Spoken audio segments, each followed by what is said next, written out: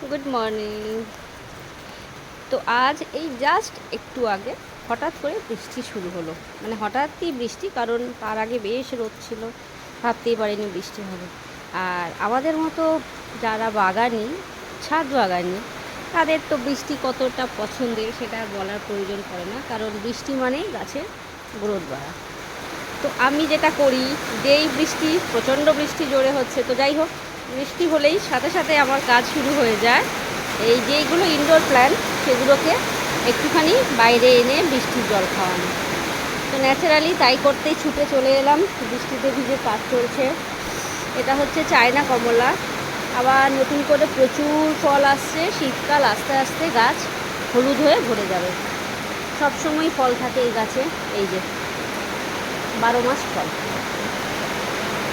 সারা বছর। তো যাই হোক, এখন প্রচণ্ড বৃষ্টি। আর বৃষ্টি মানে ঘরে আমরা থাকতে পারি না, ব্যাস বাইরে মন কেমন করে, ছাদে। ব্যাস চলে আসি ছাদে। যদিও আমি যেখানে আছি সেখানে বৃষ্টি গায়ে লাগছে না, শেডের নিচেই আছি, কিন্তু এবার ভিজবো। এবার ভিজে ভিজে গাছগুলোকে ট্রান্সফার করব। তো আমি আমার কাজ শুরু করি। টাটা।